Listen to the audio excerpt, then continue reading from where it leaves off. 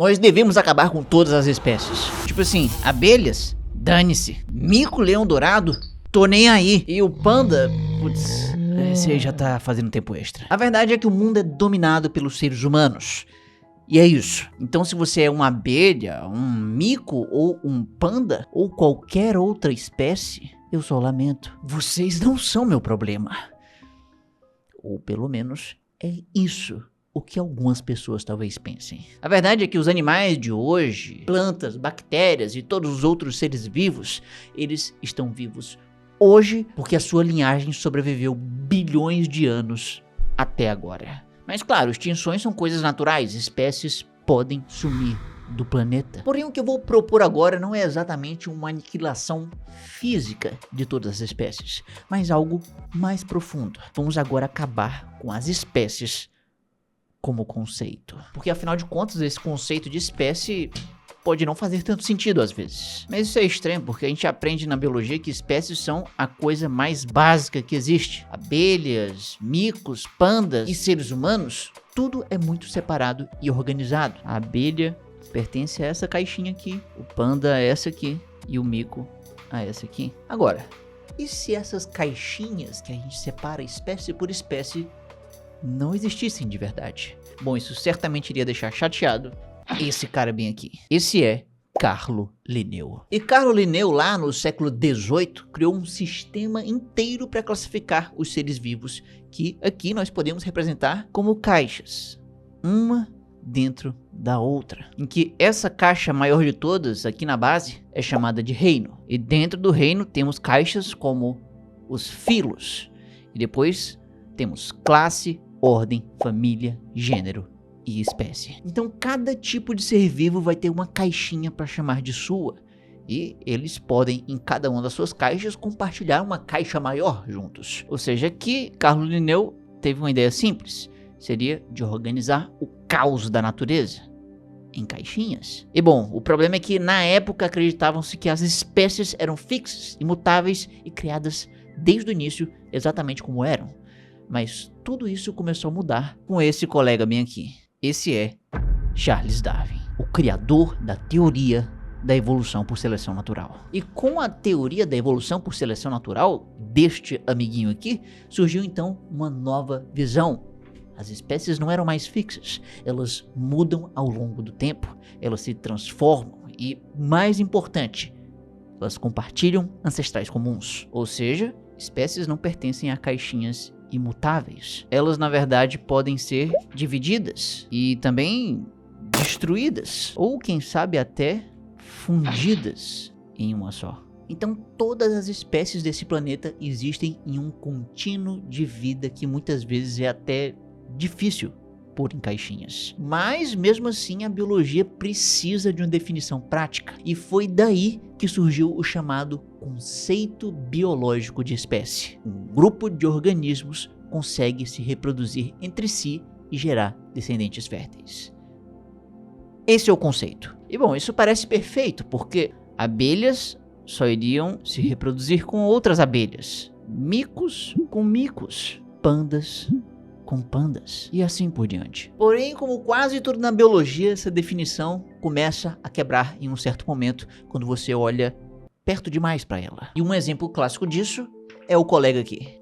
Esse é o ligre. Ele é um híbrido do cruzamento de um leão com uma tigresa. Esses animais simplesmente podem nascer do cruzamento entre duas espécies diferentes. E não só isso, mas as fêmeas do ligre, elas podem ser férteis. Ou seja, daí a gente já percebe que espécies diferentes não geram descendentes férteis pode ser uma regra não tão absoluta assim. E sinceramente eu acho que isso já dá uma enfraquecida no conceito de espécie. Mas calma que a ciência não resolveu jogar o conceito de espécie todo fora pela janela.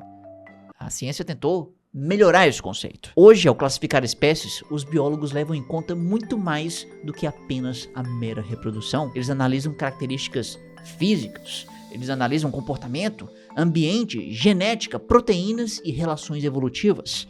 É muita coisa. Essa parece ser uma abordagem mais robusta, mas isso ainda assim pode criar alguns problemas, inclusive para nossa própria espécie. Durante muito tempo, os Homo sapiens foram tratados como algo superior às outras espécies humanas, incluindo esse cara aqui, o nosso parente mais próximo, os Homo neanderthalenses, os famosos neandertais. E os neandertais eram vistos como uma espécie de primo distante que acabou ficando em uma linha evolutiva, numa caixinha que acabou falhando. Mas a realidade é bem menos organizada do que isso. Esse aqui é um mapa que mostra uma África conectada à Eurásia. E foi por aqui que a nossa espécie fez uma coisa incrível. Nós que vivíamos da África resolvemos sair dela. E nessa hora da saída da África, nós já percebemos que a gente não estava em um mundo vazio. Nós encontramos os neandertais. E aí, uma vez que a gente se encontrou, viu que a gente era diferente, mas não tanto. Em vez da gente simplesmente trucidar 100% dessas populações, nós acabamos interagindo com elas e geramos novos descendentes.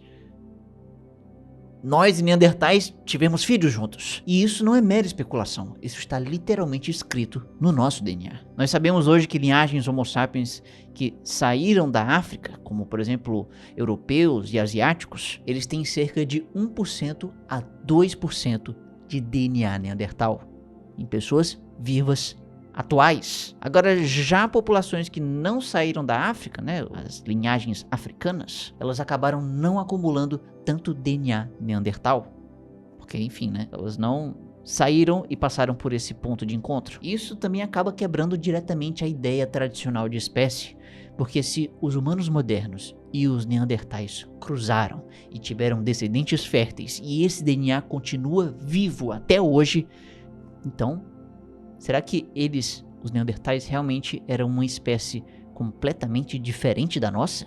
Será que eles não eram da nossa mesma espécie? Bom, não existe um consenso absoluto nesse tema. Essa confusão meio que é normal.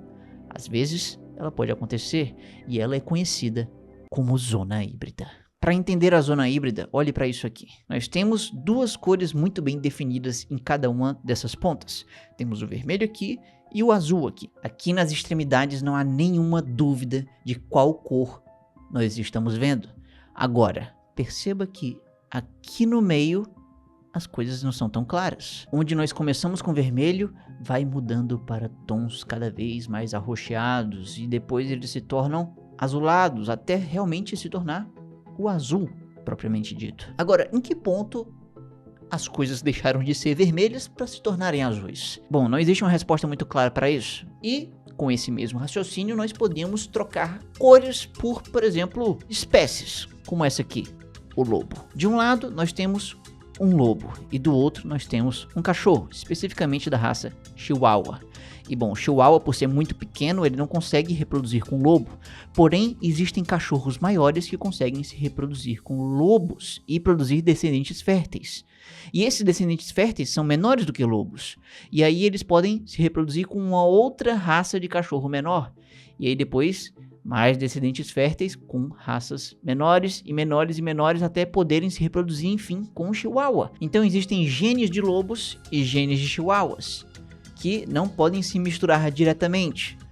Porém, através de reproduções com raças de tamanho mais intermediário, esses genes dos lobos podem aos poucos encontrar uma maneira compatível de se misturar com os do Chihuahua. E ainda assim, eles vão gerar descendentes férteis. Uau! Agora, em que ponto aqui nós podemos dizer que termina o lobo e começa o Chihuahua? Bom, o fato é que no meio do caminho existe um degradê, um lugar onde as coisas não são nem uma nem outra, nem A nem B, nem preto no branco. São indivíduos que têm características intermediárias, até não terem mais. Essa aqui é a zona híbrida. É simplesmente um degradê genético, e a galera da biologia chama isso de clina, do termo de inclinar-se, para sugerir uma mudança gradual aos pouquinhos de características ao longo do tempo. E fora essas zonas de transição, desses degradês genéticos aí, ainda existem espécies que fogem desse padrão. Às vezes você olha para um indivíduo, às vezes você olha para outro e você percebe, puxa, eles são idênticos, devem ser da mesma espécie. Mas às vezes não é. No caso desses dois sapos aqui, inclusive, eles são muito parecidos. Mas se você olhar os genes desses dois, você percebe que eles são diferentes. Isso aqui representa uma diferença grande o suficiente para a gente dizer que eles são espécies diferentes. Isso é o que acontece com espécies crípticas, espécies que possuem linhagens diferentes, histórias evolutivas separadas, mas estão escondidas porque parecem ter a mesma aparência. Esse é o caso dessas pererecas do gênero Hyla. Elas não são da mesma espécie. Muita gente achou que eles eram realmente a mesma coisa, porque eles são parecidos demais. E além de serem parecidas, essas duas espécies aqui vivem nos mesmos lugares. E foi só quando realmente olharam para o DNA é que descobriram que, na verdade, são coisas completamente diferentes. É como se, digamos, você tivesse um livro, tivesse outro livro, eles têm capas iguais, eles são muito parecidos e tal, mas quando você resolve abrir eles, você percebe que as histórias que são contadas aqui são diferentes. Ou seja, as aparências enganam, porque realmente o que importa é o que está dentro de você. Que coisa linda. Mas claro que a biologia, por ser uma coisa muito doida, também dá para acontecer justamente o oposto. Existem organismos que parecem completamente diferentes, têm tamanhos, formas e proporções diferentes, mas ainda assim, na verdade, são a mesma espécie. Como nós comentamos agora há pouco, temos os cachorrinhos, em que nós temos várias raças diferentes, cada uma com orelhas, olhos, focinho, tudo muito diferente. Mas ainda assim podemos dizer que todos eles estão dentro da mesma caixa. Ou seja, o conceito de espécie, a caixa, ela é útil ainda assim. Mas existem casos que é difícil dizer o que exatamente é uma espécie. Conheça isso aqui. Esse é o curioso caso de o que nós chamamos de espécie anelar. E no caso específico desses amiguinhos aqui, eles são salamandras.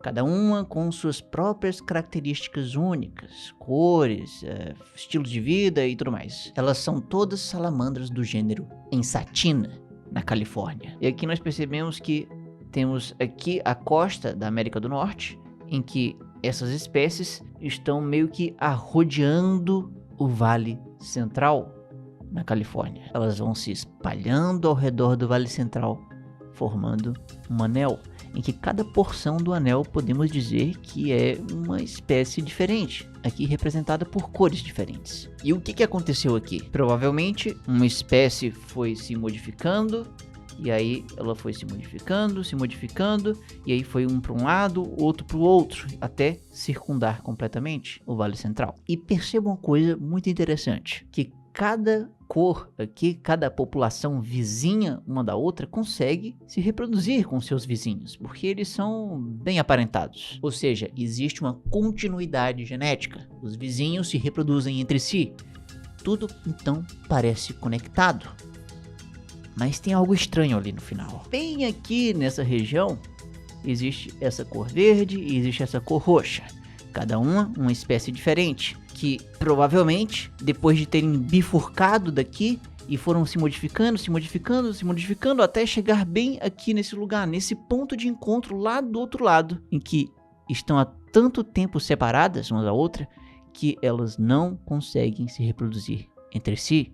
Essas pontas não se misturam diretamente. Então, só para deixar as coisas um pouco mais claras, imagine que temos isso aqui, um lugar onde é inacessível, digamos montanhas, né, um vale central, um rio, pode ser qualquer coisa aqui, mas algo que impeça de uma certa espécie atravessar. Ou seja, lá no início podemos ver o surgimento de uma espécie A, bem aqui. E aí, já que ela não pode simplesmente atravessar, ela foi meio que circundando esse lugar. A espécie A, então, ao longo de muito tempo, veio para cá e aí se modificou na espécie B. E também a espécie A fez a mesma coisa desse lado, virou a espécie C. E aí a espécie B continuou o processo, veio para cá, se transformou na espécie D.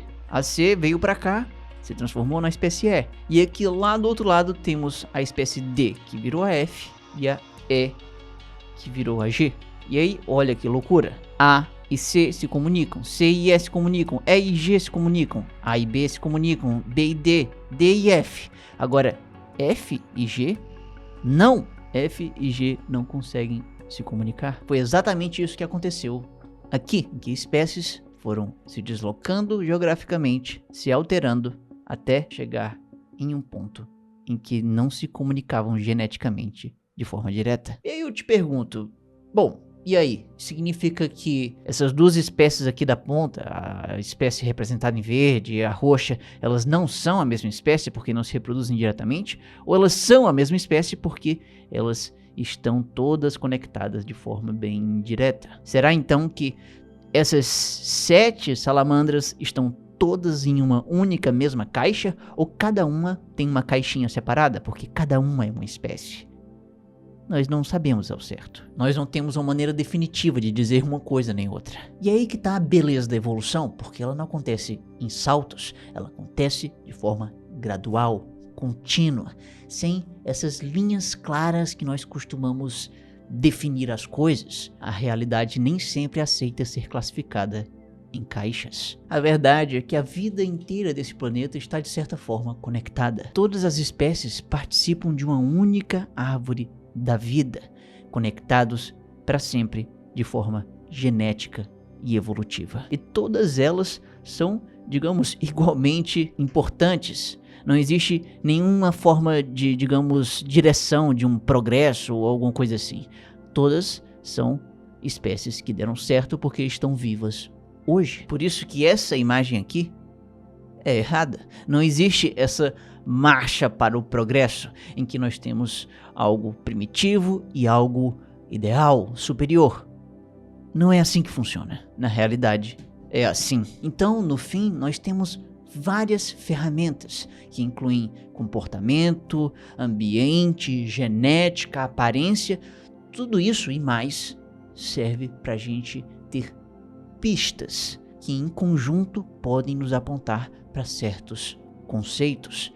Imaginar que por causa dessas pistas, essa pode ser uma espécie, aquela pode ser outra, aquela outra, e assim criar conceitos úteis. São nesses contextos que os conceitos tentam nos aproximar de uma realidade, tentar compreender ela melhor. E aí você pode se perguntar, beleza, então se o conceito de espécie é algo que não funciona perfeitamente para todas as situações que nós encontramos na natureza, então devemos acabar com todas as espécies? Ou pelo menos o conceito de espécie? Bom, a resposta é não. E para deixar isso claro, olhe para isso aqui. Esse é um mapa muito antigo do Brasil, feito em 1574. E assim, obviamente ele não é perfeito. Tem várias coisas que estão fora de escala, formas que não correspondem à realidade e outros tipos de erro no geral. Mas ainda assim, este mapa foi um modelo conceitual útil para a época, que nos ajudou a entender melhor a realidade de como era a geografia do nosso país. E aí, com o tempo, obviamente, podemos ir melhorando este conceito. Este mapa evoluiu para algo que descreve muito melhor a realidade. Porém, ainda assim, isso não é perfeito.